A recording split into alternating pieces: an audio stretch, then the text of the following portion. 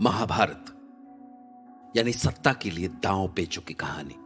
कुरुवंशियों का उत्तराधिकारी कौन हो, यह सवाल भीष्म के मन में न जाने कब से चल रहा था। लेकिन क्यों? राजा का बड़ा बेटा ही राजा होता है, यही परंपरा थी और इस हिसाब से धृतराष्ट्र को राजा बनना था। लेकिन भीष्म ने पांडु को राजा बनाया क्योंकि अंधे धृतराष्ट्र को राजा बनाना उसे ठीक नहीं लगा और यहीं से शुरू हुई एक महायुद्ध की कहानी। पांडु को हस्तिनापुर की राजगद्दी मिली और इसके बाद उसे मद्र राज की बेटी अच्छी लगी तो उसने विवाह भी कर लिया। वैसे तो वो रोगी था, पर उसकी बीमारी से उसकी वीरता में कोई कमी नहीं आई और वो कई राज्यों को जीतकर चक्रवर्ती राजा बन गया। तो भीष्म ने खुश होकर उसे उसकी दोनों पत्नियों के साथ वन विहार के लिए भेज दिया। पर यहीं से पांडु के बुरे दिन शुरू हो गए। दरअसल वन में शिकार करते हुए उसकी नजर एक हिरन के जोड़े पर पड़ी और उसने तीर चला दिया। पर तीर लगते ही वो हिरन एक ऋषि में बदल गया और हिरणी एक सुंदर स्त्री। और तभी पांडु को घायल ऋषि के शब्द सुनाई दिए। अधर्मी! हे ईश्वर, माद्री, मैं तो हिरन पर तीर चला रहा था, फिर चलिए स्वामी, चल के देखते हैं। ऋषिवर, मैंने जानबूझकर तीर नहीं चलाया। मैं और मेरी पत्नी हिरन हिरनी के रूप में विहार कर रहे थे और ऐसी अवस्था में तूने मेरा वध किया। राजा होकर ऐसा पाप! मैं क्षमा चाहता हूँ। ऋषिवर, मैं मेरे पति से हुई इस भूल के लिए क्षमा मांगती हूँ। नहीं देवी, नहीं। तुम्हारे पति को इस पाप का दंड तो मिलेगा, अवश्य मिलेगा श्राप।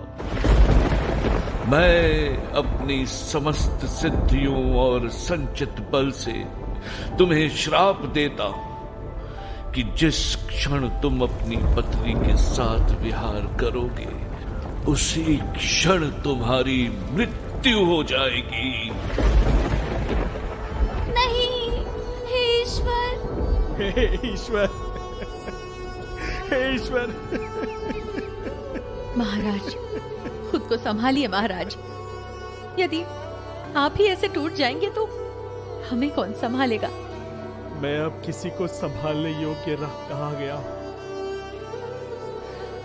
ऋषि के एक श्राप ने सब कुछ कुंती, माद्री, तुम दोनों हस्तिनापुर लौट जाओ और पितामह से कह देना कि पांडु अब किसी योग्य नहीं रहा। नहीं महाराज, हम आपको छोड़कर कहीं नहीं जाएंगे, कहीं नहीं। नहीं महाराज, मैं अंतिम सांस तक आपके साथ रहूंगी। तो कुंती और माद्री पति के साथ वहीं वन में रह गईं।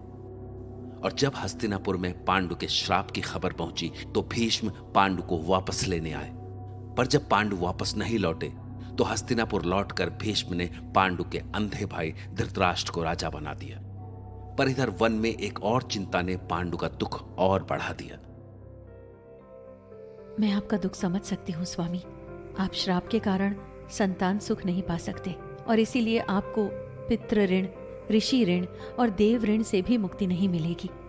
परंतु मैं आपको वचन देती हूँ कि आप पिता अवश्य बनेंगे।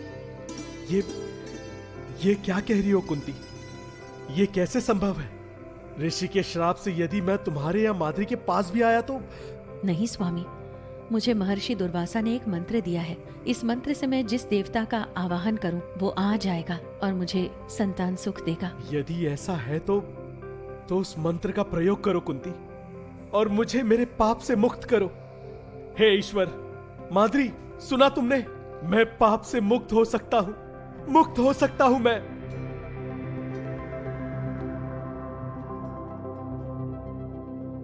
कुंती को मिले मंत्र का पता चलते ही पांडु की खुशी का कोई ठिकाना नहीं रहा। उसने कुंती और माद्री दोनों को संतान सुख पाने की अनुमति दी। तो कुंती के सामने सबसे पहले धर्मराज प्रकट हुए जिनसे युधिष्ठिर का जन्म हुआ। फिर पवन देव से भीम हुए और देवराज इंद्र से अर्जुन और इसके बाद माद्री को मौका मिला तो माद्री को अश्विनी कुमारों से नकुल और सहदेव मिले और इस तरह महान 5 पांडव भाइयों का जन्म हुआ।